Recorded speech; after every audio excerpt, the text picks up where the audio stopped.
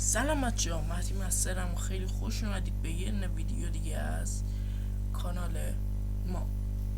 امروز اومدیم با قسمت اول پایتون که اومدیم آموزش بدیم که اصلا چطوری ران کنیم، کجا کد بزنیم و اینجور حرفا. خب اول که باید پایتون رو سیستممون نصب کنیم. چطوری؟ میید وارد گوگل میشید، سرچ میکنید پایتون. اولین سایتی که میاد python.org، میایید داخلش از قسمت دانلود. مثلا اگر ویندوز دارید ویندوز انتخاب کنید، مک او اسید مک او اس، لینوکس هم که حالا لینوکس دیگه، ولی خب حالا ما سر و کارمون با ویندوزه. اگه ویندوزتون مثلا 10 به بالاه، میتونید بیاید این نسخه رو دانلود کنید. حالا 10 یا 10 به بالا 8 هم باشه مشکل نداره، میتونید بیاید نصب کنید. مثلا اینجا زده واسه ویندوز 7 و پایین تر از اون نصب نمیشه، یعنی شما نمیتونید واسه ویندوز 7 هم نصب کنید. خب اگه اینجا زده ویندوز 7، اشتباه نکنید، اینو نصب نکنید و حتما هم حواستون باشه که اینا رو نصب نکنید. حتما باید ویندوز اینستالر باشه. الان مثلا شما وقتی خواستید واسه ویندوز 7 رو نصب کنید، انقدر بیاید پایین، مثلا اینجا داره بکنم. الان اینو نباید نصب کنید شما واسه ویندوز 10 هم، باید حتما این فایل ویندوز اینستالر رو نصب کنید. بیاید پایین تر، اینجا پایین تر پایین تر پایین تر.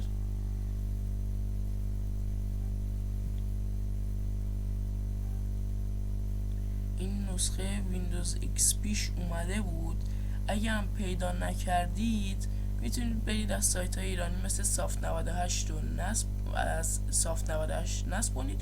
اگه هم که ویندوزتون حالا 10، بیاید اون رو نصب کنید و برید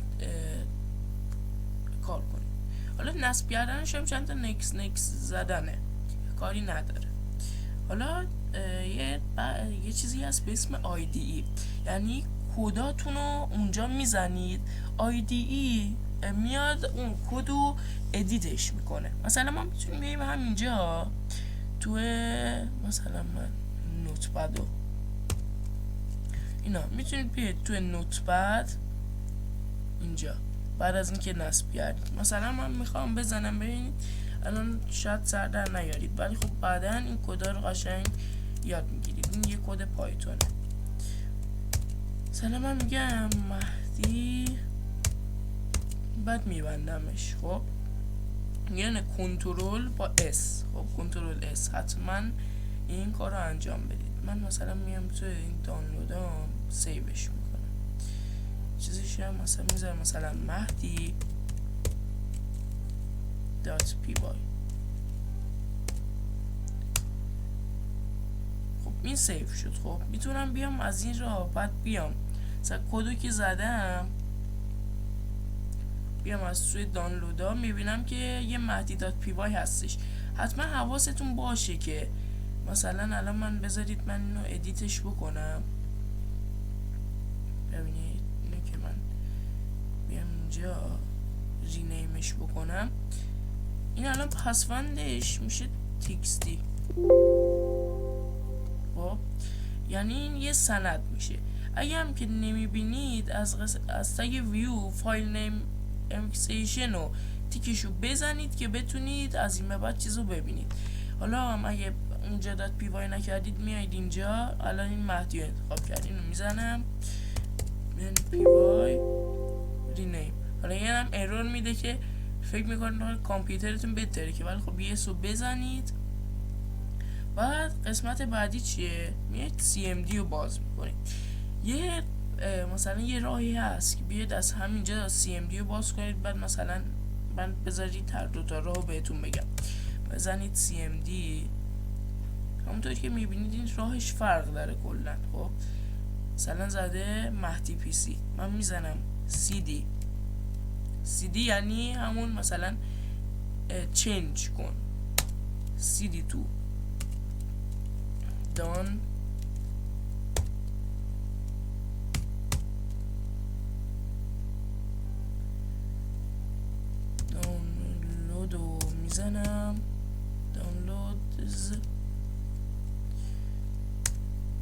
الان رفت توی دانلودزا. خب الان اسم این فایل من چی بود؟ mahdi.py. میزنم پایتون رو که بزنم پایتون mahdi.py اومد اون مهدی رو واسه من پرینت کرد، اون مهدی که اونجا گذاشته بودم. یه راه دیگه هم هست، اینه که بیاید اینجا اینو کلا پاک کنید، اصلا هر چیز بزنید cmd اوکی کنید، cmd باز میشه. تو همینجا پایتون رو که بزنید ما یه حالت سرچ مانند داره. من این امو که بزنم تبو بزنم خودش میاد واسه من مینویسه، میبینید که نوشت. ولی خب ما اصلا این راهش نیست که بیایم چه میدونم تو نوتپد بنویسیم. دیدید چقدر سخت بود؟ ما یه چیزی نیاز داریم به آیدی که بیاد کد ما رو ادیت کنه. الان چون اول کاریم ما به آیدی VS Code نیاز داریم که میرید توی گوگل همون سرچ میکنید VS Code، از هر جایی دانلود کنید اوکیه. بعد از اینکه دانلود کردید بیاید توی دسکتاپ. حالا من دسکتاپ میسازم که بتونید ببینید. فولدر رو بزنید، اسم فولدر فرقی نداره، من مثلا میذارم پایتون، میذارمش اینجا، میام توی VS Code. حالا من خودم یعنی چیز دارم، میام اینجا توی اوپن فولدر رو که زدم میام توی دسکتاپ همون پایتونه که ساختم رو انتخاب میکنم، میزنید روی افزودن. اینجا مثلا من میگم mahdi.py.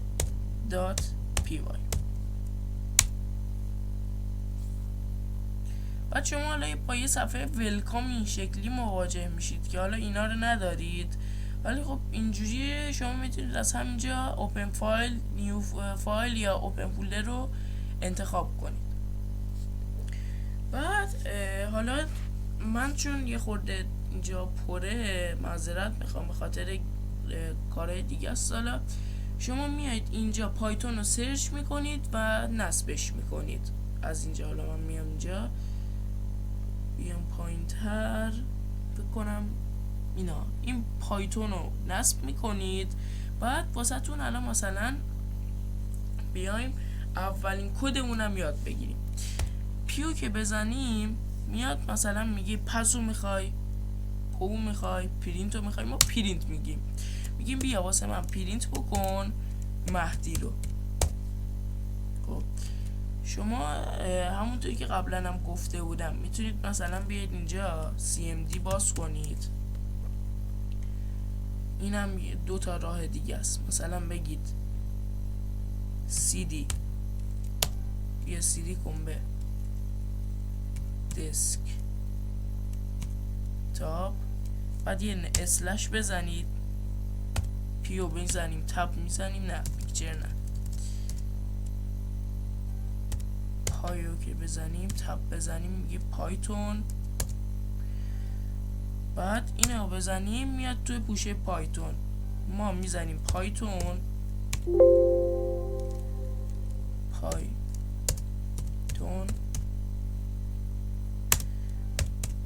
mahdi.py.